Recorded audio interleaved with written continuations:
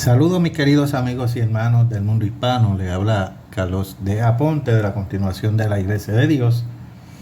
Hoy estamos en el sábado semanal dentro de la fiesta de los panes sin levadura.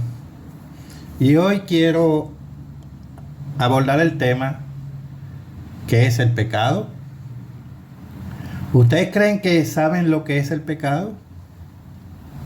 Esperen. La Biblia dice mucho sobre el pecado que se ha estado perdiendo. No deben dejar de prestar atención a este sermón.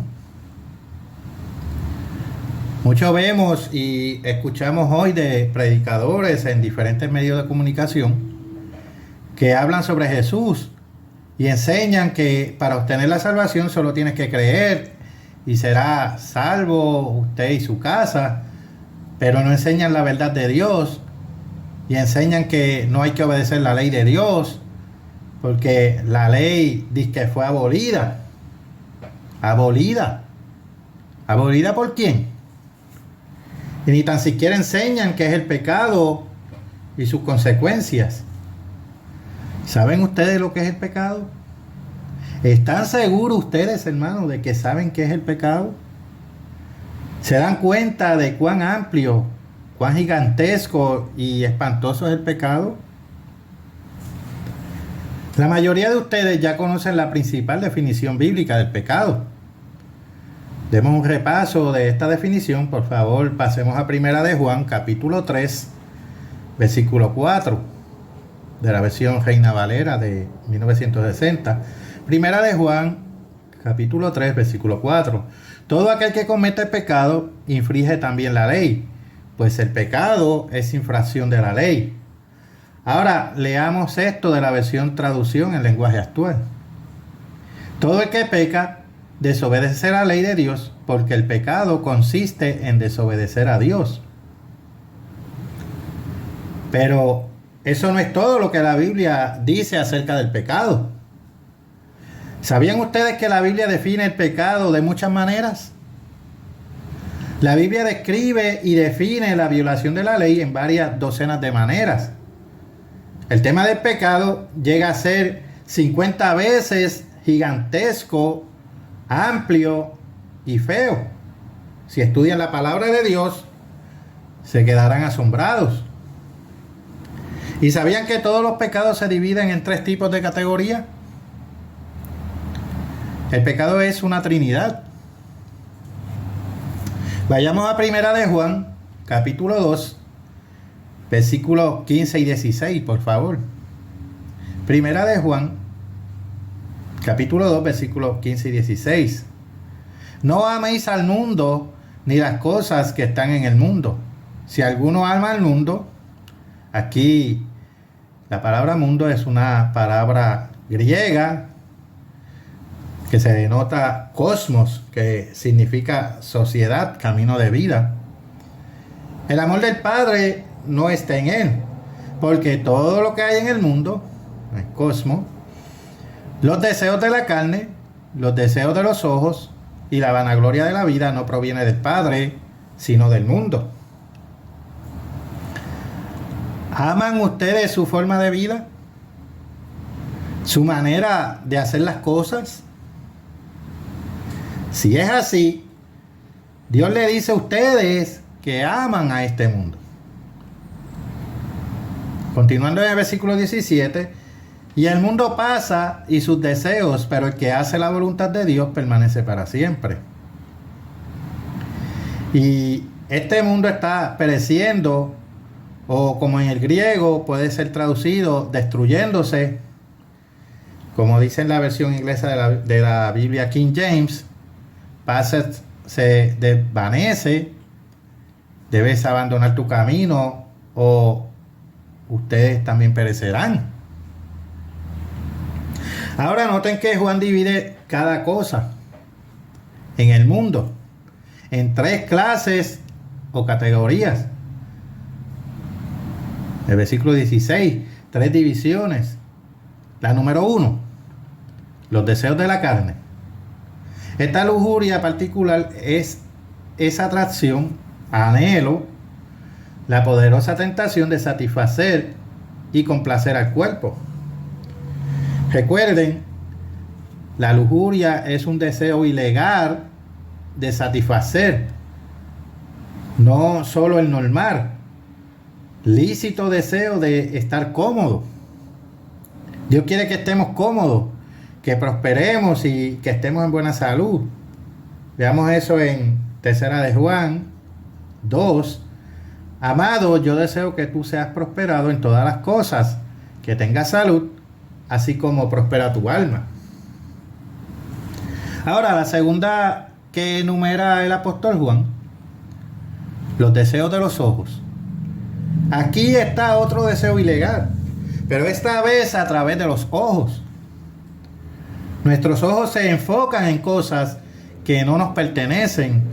Entonces pensamos, eso sería bueno, no me gustaría tenerlo. No me gustaría poner mis manos sobre eso. Nuestros ojos nos incitan a la lujuria y a la codicia y la envidia. Esos son los deseos de los ojos. Y la tercera que enumera Juan es la vanagloria de la vida. Juan está hablando aquí de la vida física. La palabra original de Juan para vanagloria significa orgullo, vanidad, jactancioso, fama, presunción, grandeza y esplendor. Creerse superior a los demás, exaltado sentimiento que experimentan todos los seres humanos. La vanagloria de la vida es esa, cálida, buena, elevados sentimientos de autosatisfacción que tenemos cuando alguien nos da una palmadita en la espalda, cuando alguien nos dice que somos bastante buenos. Vamos, hermanos, admítalo. Nosotros todos hemos experimentado el orgullo de la vida, la vanidad de la vida, la vanagloria de la vida. En algún momento de nuestras vidas, o no lo han tenido, pensamos en el fondo que estábamos en lo correcto en nuestra forma de ser, pero estábamos equivocados. Nuestra rectitud, nuestra justicia, cualquiera que fuera su forma, cualquiera que fuera su marca, no era más que vanidad y orgullo. Todos los pecados encajan en una o más de estas 3 categorías de 1 de Juan. Como el primer pecado del hombre. Veamos que tan cerca está el primer pecado del hombre y esto se ajusta a la triple descripción de Juan. Vayamos al libro de Génesis capítulo 3, versículo 6. Génesis capítulo 3, versículo 6. Y vio la mujer que el árbol era, 1, bueno para comer, y que era, 2, agradable a los ojos, y árbol codiciable, y 3, para alcanzar la sabiduría, y tomó su fruto y comió, y dio también a su marido, el cual comió así como ella. ¿Captaron eso, hermanos? Eva no estaba satisfecha con la comida que Dios le daba. Vio que el fruto era bueno para comer. Es decir, su carne, su pupila gustativa, su apetito, deseaban ese alimento en particular. Eva tenía un deseo ilegal de satisfacer su cuerpo. ¿Qué es eso sino los deseos de la carne? En segundo lugar, era agradable a los ojos. Su mente, a través de los ojos, codiciaba algo agradable, deseaba algo agradable a la vista. Lo mismo que los deseos de los ojos, de 1 de Juan, capítulo 2, versículo 16. Por último, ella en su mente lo deseó para hacerla más sabia. Ella buscó algo que la exaltara, que la hinchara, la expandiera y exaltarse a sí misma. Esa es la vanagloria de la vida. Así que tanto Adán como Eva se dieron a la triple tentación. Desobedecieron a Dios. Ellos pecaron. El primer pecado del hombre se adapta a las tres categorías de violación de la ley, como lo enumera Juan. Muchos de nosotros en la iglesia de Dios hoy somos como Adán y Eva. El fruto que Dios les dio no era lo suficientemente bueno. Siempre es el fruto prohibido el que nos atrae. Es la casa del prójimo, el campeonato del prójimo, el abrigo de piel de otra mujer, el hombre de otra persona, el nombre de otra persona, o el libro de registros, la esposa de otro compañero o vecino, no la nuestra, lo que nos atrae. Nuestros ojos, nuestras mentes, nuestros cuerpos nos engañan, haciéndonos pensar que la hierba siempre es más verde al otro lado. Ahora sabemos cómo el pecado afectó a nuestros primeros padres. Sigamos leyendo a través de la Biblia para ver cómo el pecado nos afecta hoy. Debemos saber más acerca del pecado para desarraigarlo. El pecado tiene muchas facetas, muchas caras. La Biblia utiliza varias palabras para pecado. En los textos originales, mostrando diversos matices de significados, Dios nos muestra que el pecado es complejo, no tan simple como pensamos. Analizaremos algunas de las palabras pecado para ver qué especial faceta de pecado Dios está enfatizando. Recuerden una cosa antes de continuar. Todas estas palabras pueden traducirse correctamente como pecado. Por lo tanto, todos sus significados coinciden hasta cierto punto. Sin embargo, hay diversas palabras de Dios para pecado en la Biblia que no son exactamente iguales. Estas palabras resaltan los tipos de pecado, enfatizan un aspecto diferente de la transgresión de la ley, del pecado y de la antiley. La primera y más común palabra que aparece en la Biblia para pecado es chata'a. Chata'a significa ofensa. A veces pecaminosidad habitual, y su pena, ocasión, sacrificio o expiación, también concretamente ofensor, culpa, expiación, expiatorio, pecado, pecador, pecar, pena, perder la marca o el blanco.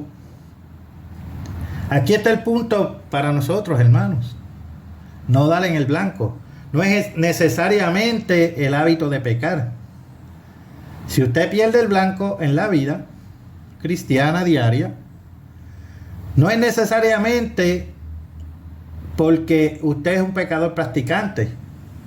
Por supuesto, usted puede fallar por esa razón también.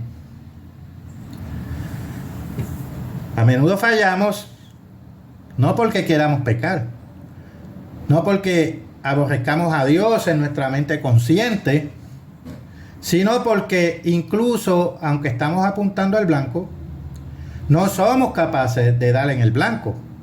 No tenemos esa puntería. El humano puramente carnal no puede guardar la ley de Dios.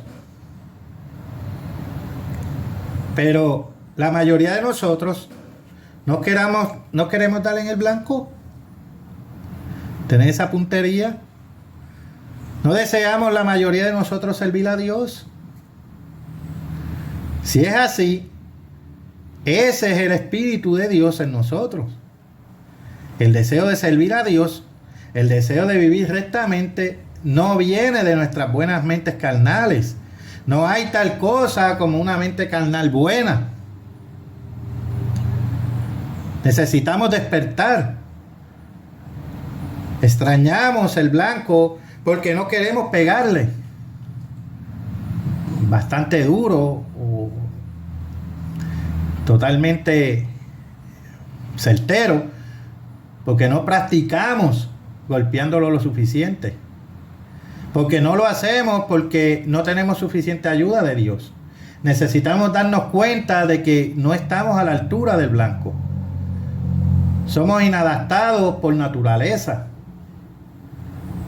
Dios sabe que empezaremos por extrañar, pero con su ayuda podemos empezar a golpear, a dar en el blanco, a tener esa puntería. Muchos de nosotros, hermanos, cedemos a la tentación. Si cedes a la tentación, fallas el blanco. Chata A.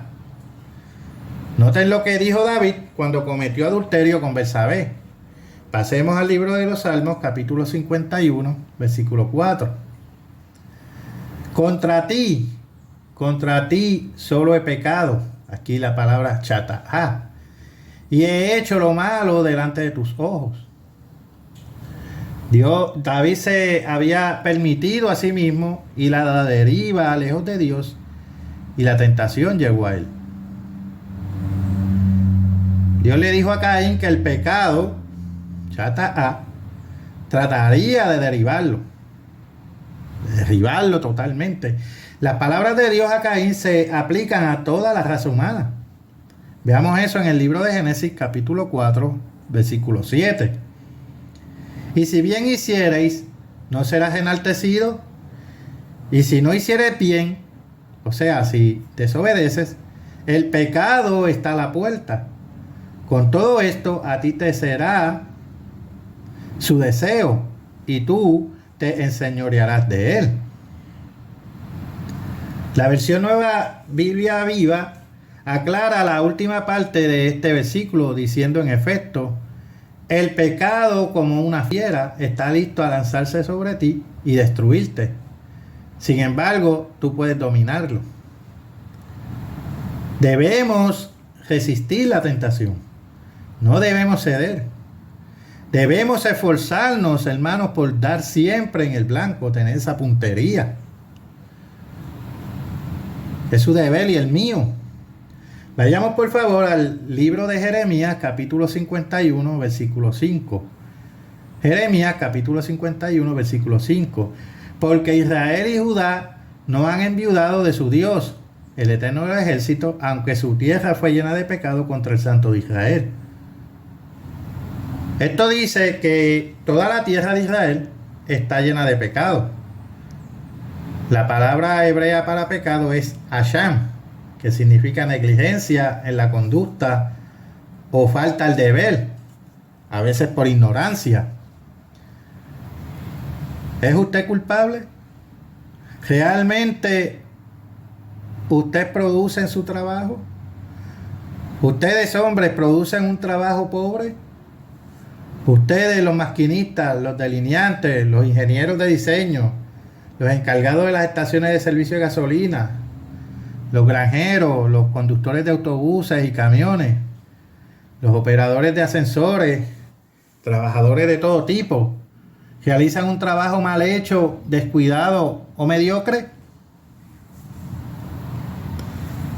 Recuerden, un cristiano hace el trabajo, o al menos debería hacerlo mejor que nadie. No es que los cristianos deban ser grandes concertistas de violín, lanzadores estrellas de béisbol o estrellas de baloncesto de 7 pies de altura como muchos jugadores de la NBA. Los cristianos no somos los grandes del mundo. Solo bombeamos gasolina. Solo nos sentamos y escribimos lo que nos dicta el jefe. Solo contestamos el teléfono. Conducimos camiones. Montamos rebaños. Aramos la tierra. Sea cual sea nuestro empleo, solo hacemos un trabajo ordinario y rutinario.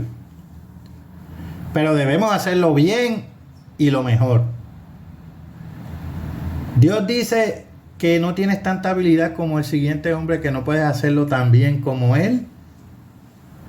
Su celo, su actitud, sus ganas de trabajar pueden ponerte por delante.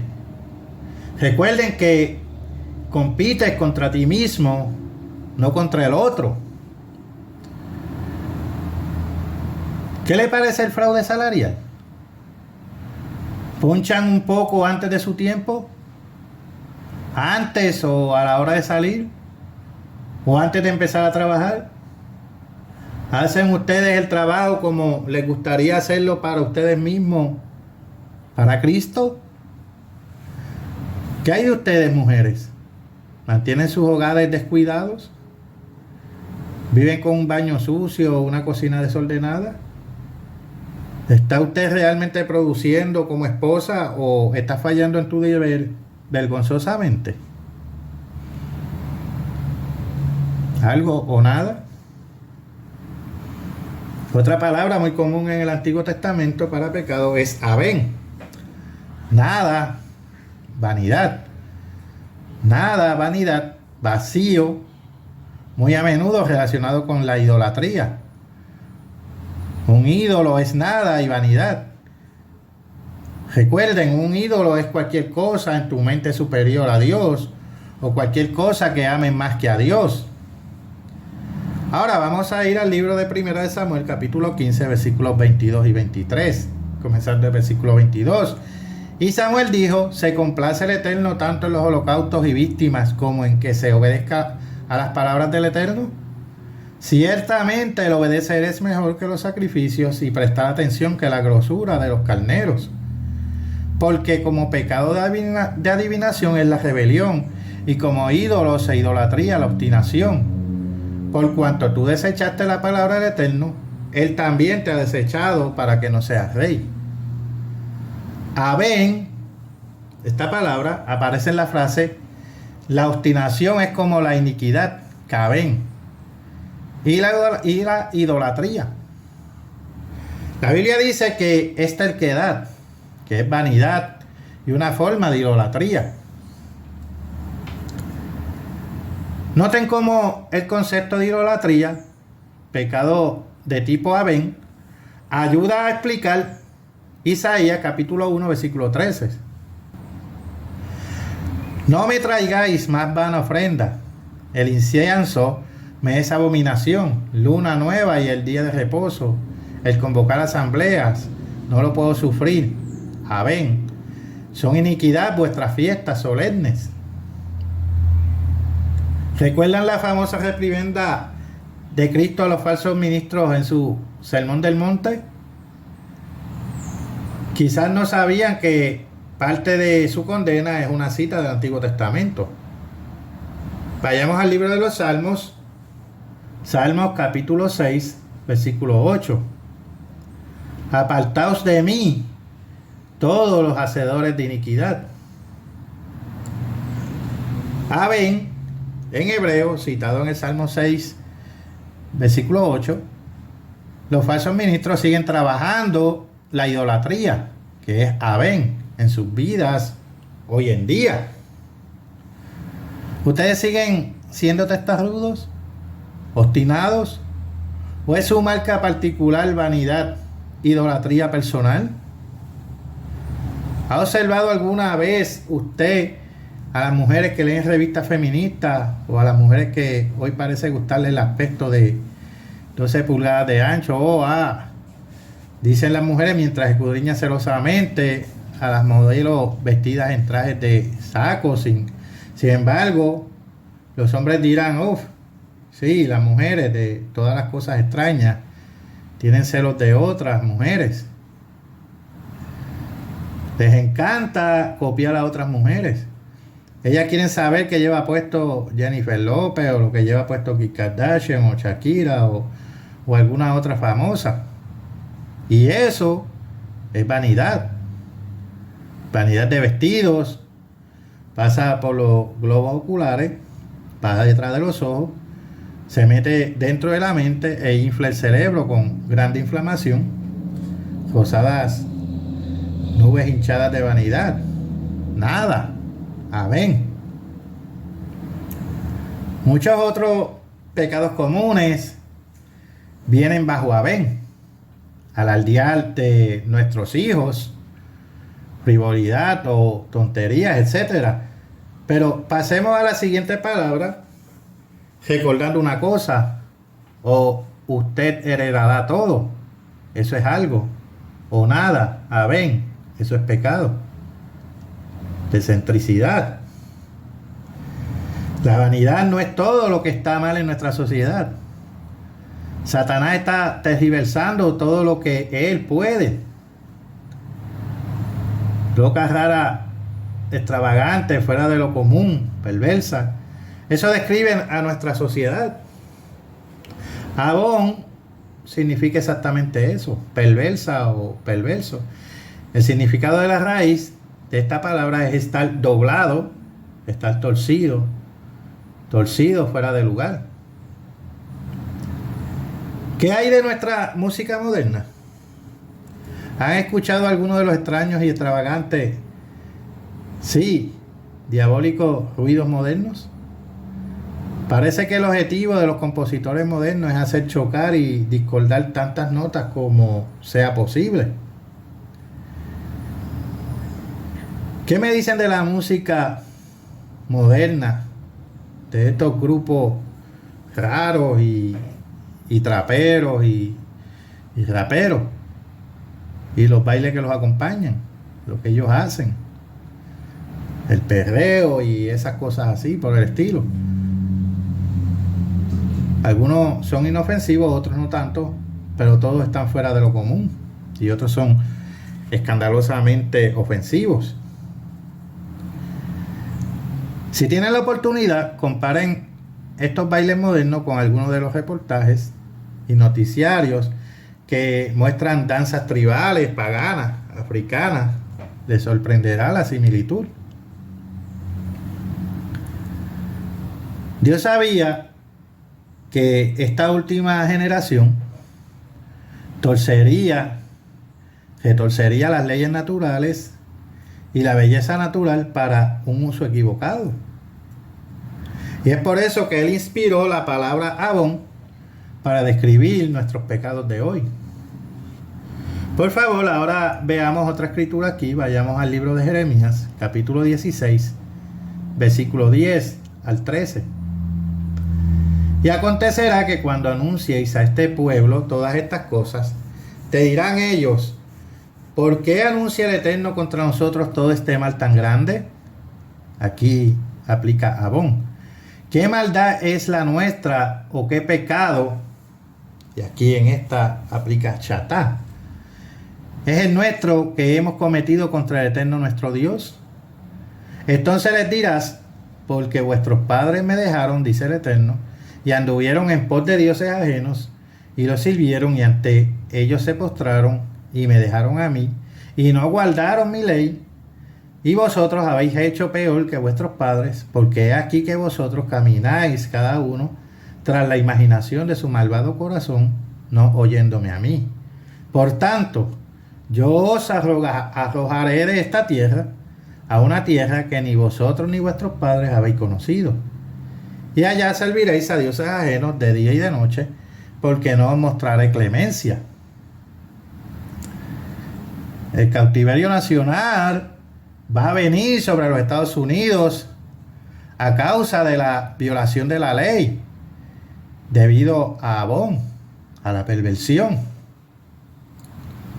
Sí, Dios sabía que se nos ocurriría un arte moderno, loco y fuera de lo común, música extraña y bailes lujuriosos. Dios sabía que desnudaríamos a nuestras mujeres, les cortaríamos los vestidos por encima de las rodillas para incitar la lujuria de los hombres. Dios nos llama correctamente pueblo cargado de maldad, Isaías capítulo 1 versículo 4. Y ciertamente nuestra maldad, Abón, no está oculta a los ojos de Dios, Jeremías capítulo 16 versículo 17. Gamal Nasser también. Resulta que Gamal Abdel Nasser tiene en su primer nombre otra palabra hebrea que significa pecado. Gamal significa en realidad labor, esfuerzo, fatiga, que suele incluir la idea de esfuerzo fatigoso y doloroso. Aunque el nombre de Nasser es árabe, no hebreo, no pude resistirme al paralelismo que esto tiene. Aunque esta palabra puede traducirse como pecado, pone de manifiesto un aspecto especial del pecado.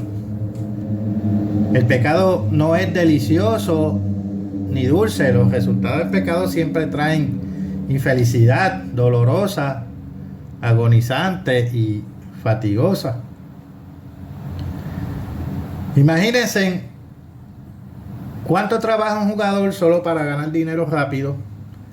Se queda despierto toda la noche, conduce todo el camino a través del estado, se salta comida, se preocupa, trama y planea lucha contra el dolor de cabeza, el dolor de espalda, la resaca, solo para conseguir algo. ¿Por qué? Por nada. Esto no funciona así. Mucho trabajo doloroso y trabajo duro, pecado gamal, entra en el juego del fisiculturismo. ¿Alguna vez se ha detenido a preguntarse exactamente qué tienen que ver los espejos con el levantamiento de pesas? Me refiero a estos gimnasios populares y lucrativos que anuncian el cuerpo hermoso para hombres y mujeres.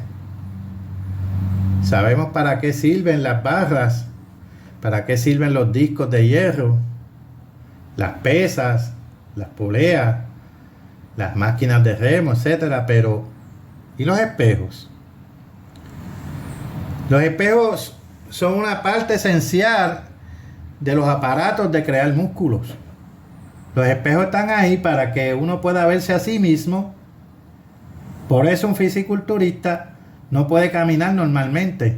Debe estirar el cuello, ladea ligeramente los brazos para que se abulten los bíceps, extiende los dorsales, los músculos que hacen la forma de V en la parte superior de la espalda, etcétera, etcétera. Ustedes notarán que los fisiculturistas suelen trabajar con ropa ajustada, o al menos semidesnudo hasta la cintura. La razón de todo es simple: quieren verse a sí mismos.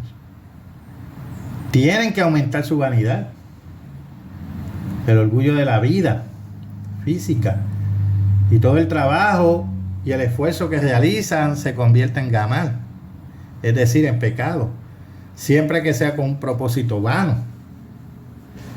Construir un cuerpo duele de verdad, requiere dolor, sudor y esfuerzo, pero mientras tenga un espejo delante de ti, no hay problema. El espejo te empuja a esa vanidad de verte crecer.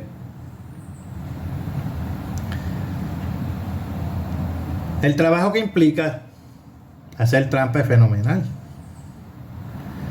Se necesita un gran esfuerzo, mucha fatiga visual, una pluma muy fina para escribir respuestas y fórmulas, en un despliegue de piel en la palma de la mano. ¿Quién no había hecho eso en sus colegios, escuelas, que tenían un examen y se apuntaban las respuestas en la palma de sus manos y lograban hacer trampa copiándose?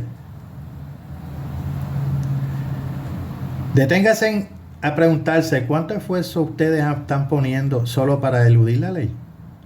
Se necesita dolor y trabajo, gamal, para eludir las leyes de Dios, las leyes del hombre. Deje de ser un tramposo y solo guarde la ley de Dios.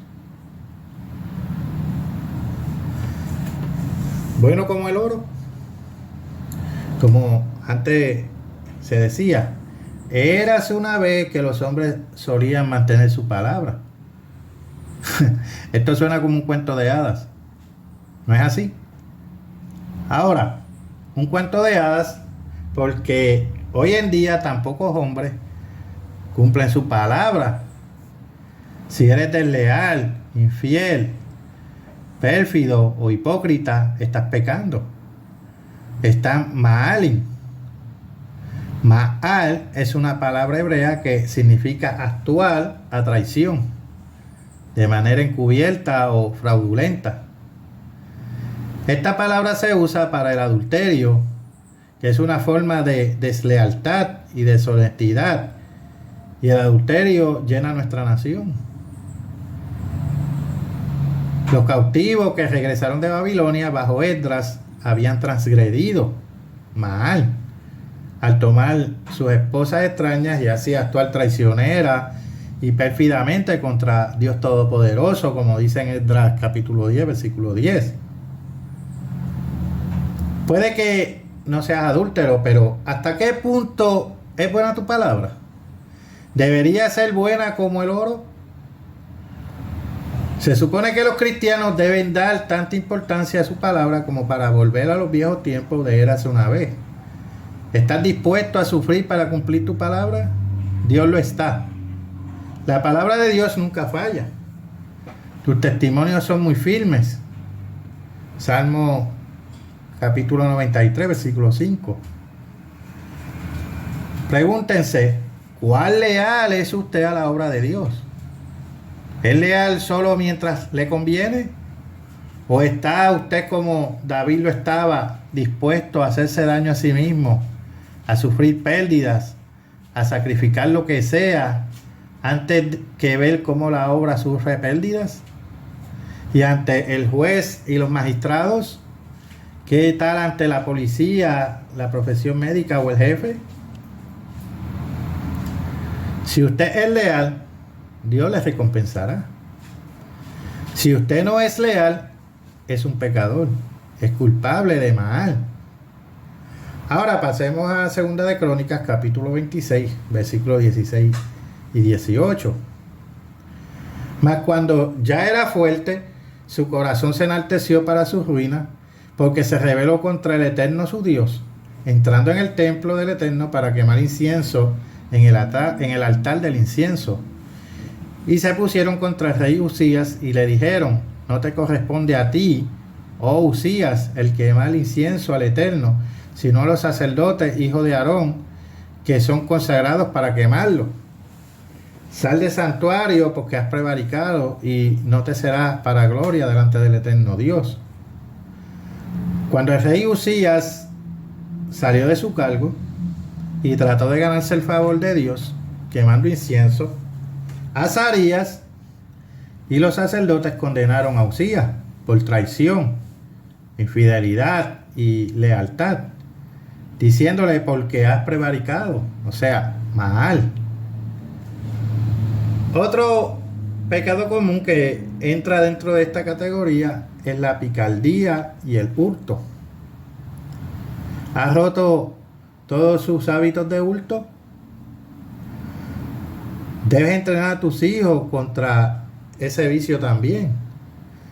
El hurto y el engaño son muy comunes entre los niños. ¿Suficiente? ¿Está usted cansado de leer sobre el pecado?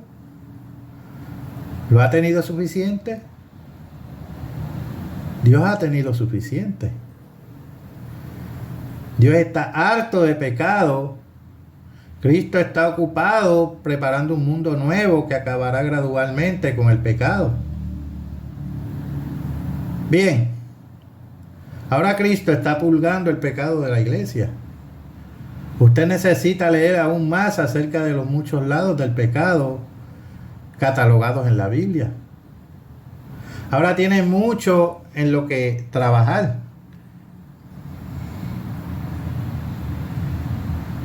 Jesucristo está construyendo ese nuevo mundo. Estar con Cristo en ese nuevo mundo que Él está construyendo en nuestro norte. Usted tiene mucho en qué trabajar ahora. Hasta aquí este mensaje. Les habló Carlos Aponte de la Continuación de la Iglesia de Dios. Hasta la próxima, mis queridos amigos y hermanos.